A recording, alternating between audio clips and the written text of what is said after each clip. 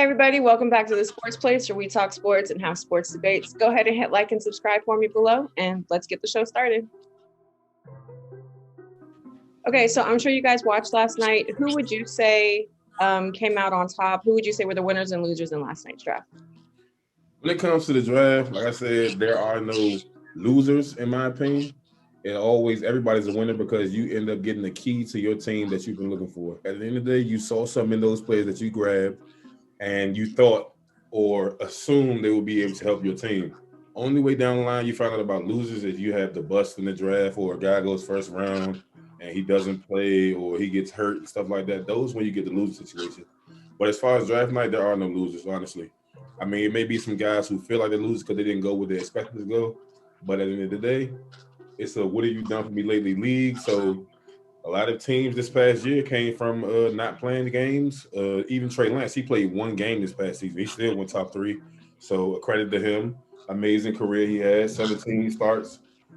Hadn't thrown any picks, I think.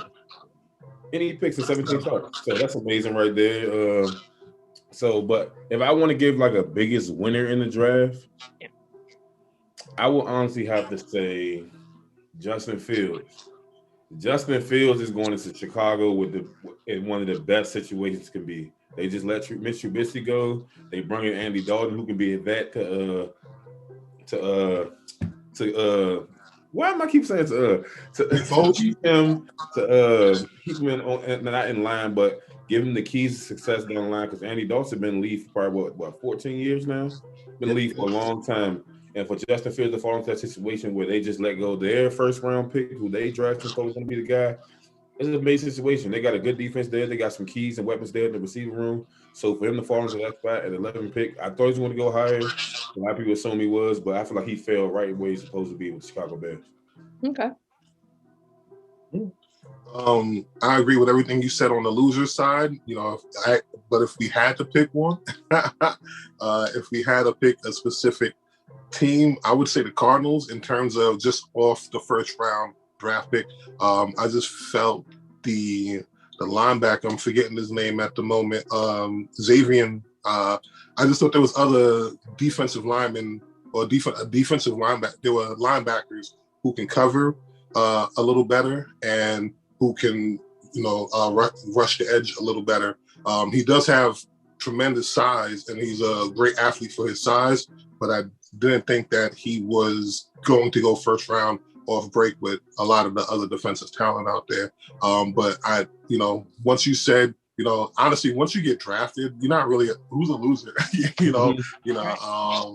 There's no real losers. But if we had to grade things, if we had to prioritize things, I would say the Cardinals fall in that bottom tier of that hierarchy. One of the biggest winners, I think, is Trevor Lawrence. I think he's worked very, very hard for that moment.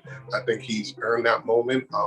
It's well deserved. I was listening earlier to one of the talking heads, and they were explaining how nobody expects the number one high school prospect to really maintain that number one prospect all throughout his collegiate career and, make that NFL jump into the number one draft pick. So that's a rarity in itself. I thought that was amazing. And he gets to play with his teammate. So that's always good. That's really crazy. That's really crazy. That's that like that him and Travis got picked first round together to the same team.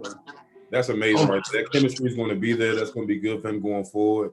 Like I said, you always want to have somebody that familiar face that when you come into a new situation. So that's going to be amazing. So I do agree. He's one of the biggest winners, honestly. Yeah, he's definitely a big winner for that.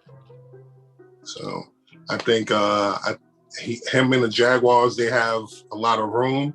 I think that, everybody else in the first round, they're absolutely winners. They're going to be hard pressed in their positions. They got to go out and show improve.